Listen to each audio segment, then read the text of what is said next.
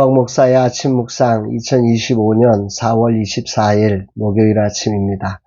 오늘은 누가복음 19장 28절로 44절 말씀을 통해서 땀내 나는 순종 이런 제목으로 말씀 묵상의 은혜를 나누겠습니다. 오늘 아침 찬양 나는 주를 섬기는 것에 후회가 없습니다 라는 찬양의 가사가 오늘 많이 와닿습니다. 나는 주를 섬기는 것에 후회가 없습니다. 내가 걸어온 모든 시간 주의 은혜니 내가 걸어갈 모든 날도 주만 섬기며 살리. 오직 예수 이름 부르며 살아가리라. 이것이 나의 간증이요 이것이 나의 찬송일세. 나 사는 동안 끊임없이 구주를 찬송하리로다. 이 고백을 정말 저의 고백으로 올려드립니다. 내가 걸어온 모든 시간이 주님의 은혜이며 내가 걸어갈 모든 날도 주만 섬기며 살겠습니다. 오직 예수 이름 부르며 살아가겠습니다. 지난 시간 주님을 섬기는 것이 조금의 후회도 없습니다. 이것이 나의 간증이요 이것이 나의 찬송이란 고백이 내 영혼의 고백으로 주님께 올려드립니다. 목회상 한 학교 8주차 수업이 있는 오늘 멀리서 달려오실 교수님과 모든 사관 생도들 주님께서 친히 주의 날개로 품으시고 인도하셔서 주님의 뜻을 이루며 모두가 보람과 행복과 영광의 소망으로 채워지는 시간이 되기를 기도합니다. 이날 주님 어떤 말씀으로 인도하실까? 본문은 종려주일에 살피는 말씀입니다. 예루살렘을 향하여 걸으신 예수님께서 제자들을 보내시며 나귀 새끼를 끌고 오라고 명령하십니다. 30절 31절 이르시되 너희는 맞은편 마을로 가라. 그리로 들어가면 아직 아무도 타보지 않은 나귀 새끼가 매어 있는 것을 보리니 풀어 끌고 오라. 만일 누가 너희에게 어찌하여 푸느냐 묻거든 말하기를 주가 쓰시겠다 하라 하시매. 감람산 기슭에 있는 벳바게와 베다니 지역에 가셨을 때 예수님은 제자들을 향해 뜬금없이 나귀 새끼를 풀어 끌고 오라는 명령을 제자들에게 하십니다. 그러면서 주가 쓰시겠다고 말하라고 하십니다.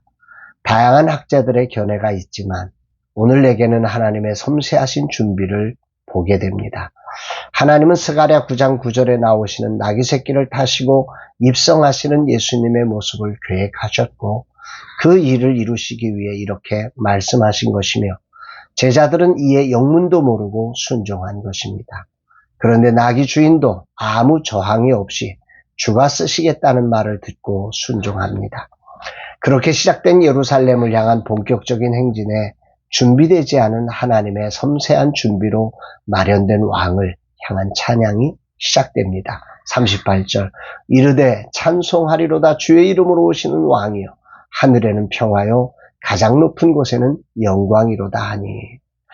여기서 주목되는 장면은 이 찬양이 누가복음 2장에 나오는 천사들의 찬양과 멋진 하모니를 이루며 하나님의 놀라운 섭리를 보게 합니다. 누가복음 2장 14절 지극히 높은 곳에서는 하나님께 영광이요 땅에서는 하나님이 기뻐하신 사람들 중에 평화로다. 이것은 예수님께서 성육신 하실 때 천사들이 부른 찬양으로 땅에 임한 평화의 기쁜 소식과 성육신 하신 하나님을 향한 영광을 찬양하는 노래입니다. 그 주목적이 땅에 임한 평화를 찬양하는 것입니다.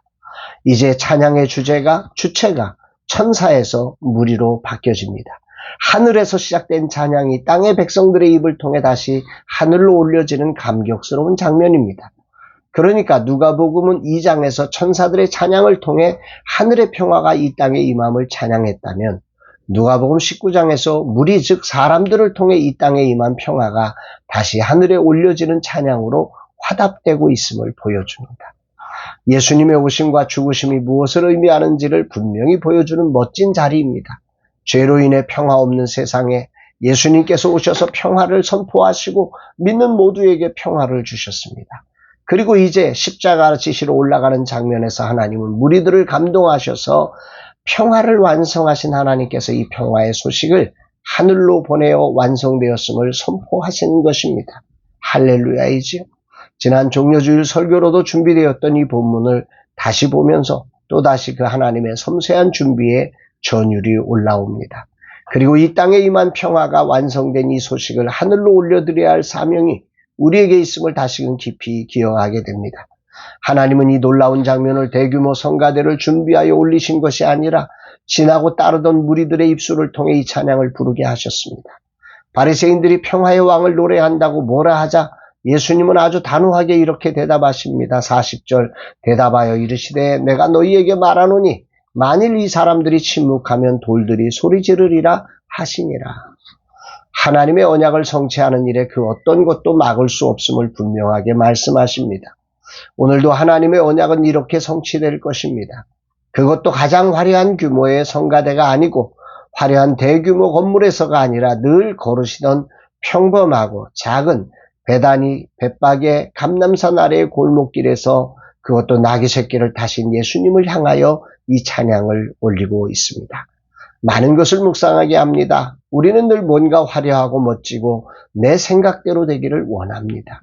그러나 예언을 성취하시며 하나님이 준비하신 것은 그 작은 골목길과 나귀 새끼, 그리고 무리의 땀내나는 고독과 길가에 있던 종려나무, 그리고 전혀 연습도 없었던 무리의 찬양입니다. 실제로 천사들의 찬양도 돌아보면 왕궁이 아닌 들에 있던 목자들에게 보여진 것임을 보게 됩니다.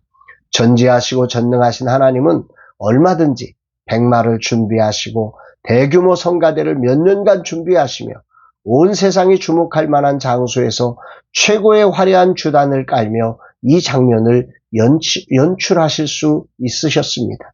그러나 하나님은 우리의 생각과 다르셨습니다.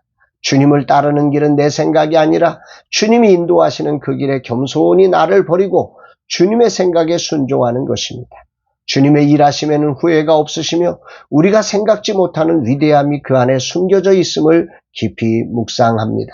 그러면서 주님은 우십니다. 41절 42절 가까이 오사 성을 보시고 우시며 이르시되 너도 오늘 평화에 관한 일을 알았더라면 좋을 뻔하였거니와 지금 내 눈에 숨겨졌도다. 이들도 이 영광스러운 평화를 올려드리는 찬양의 대열에 참여했으면 좋았을 것을 하시는 안타까움의 눈물입니다. 이 평화의 대열에 참여하지 않는 그들의 미래가 멸망임을 주님은 아시기에 눈물을 흘리시며 안타까우신 당신의 고백을 우리에게 전해주신 것입니다. 오늘 주님은 제게 말씀하십니다. 너의 생각이 아니라 내가 이끄는 길에 겸손히 순종하며 나아가라고 말입니다.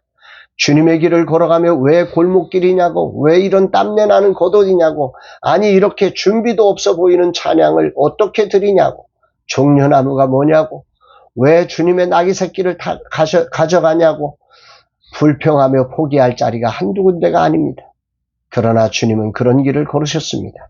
나도 그 길을 따라 걷고자 합니다. 초라한 골목길에서 땀내나는 겉옷 위에서 이해되지 않는 나귀 새끼를 주께 드리며 말입니다. 주님, 오늘도 내 삶이 땅에 올리는 이곳에 당신의 평화가 임하게 하심을 감사합니다. 평화의 왕을 찬양합니다. 고백하며 내가 있는 이 작은 골목길이며 온갖 세상의 땀냄새 진동하는 여기서 주님께 찬양을 올려드립니다. 초라한 나귀 새끼 나를 아무리 봐도 아닌 것 같아도 그저 주님의 일하심에 후회가 없으심을 믿고 나를 드립니다. 주여 받아 주옵소서. 고백합니다. 사랑하는 여러분, 여러분은 어떠세요? 여러분의 삶의 자리는 오늘 어떤 자리에 계신가요? 주님이 여러분들을 어떻게 만나고 계시는지 정말 주님의 시선 속에 여러분의 모습이 보여지기를 소망합니다. 주님의 뜻이 온전히 이루어지는 거룩한 날까지 겸손히 주님의 감동에 순종되어져서 우리의 골목길에서 올려드리는 그 작은 찬양, 골목길에서 드렸던 그 땀내나는 겉옷, 그리고 그 골목길에서 키우던 나귀 새끼를 드렸던 그 모든 게 이 땅에 왕으로 오신 예수 그리스도를 영접한 최고의 하나님의 준비하신 작품이었음을 기억해내면서 오늘 우리의 삶의 자리가 얼마나 소중한지, 얼마나 아름다운 것인지를 꼭 기억하시면서 여러분의 자리 절대 헛되지 않습니다. 기억하시고 주목하시고 오늘도 겸손한 순종으로 땀내나는 겉옷을 주님께 드릴 수 있는 우리 모두가 되기를 주의 이름으로 축복합니다. 사랑합니다, 여러분.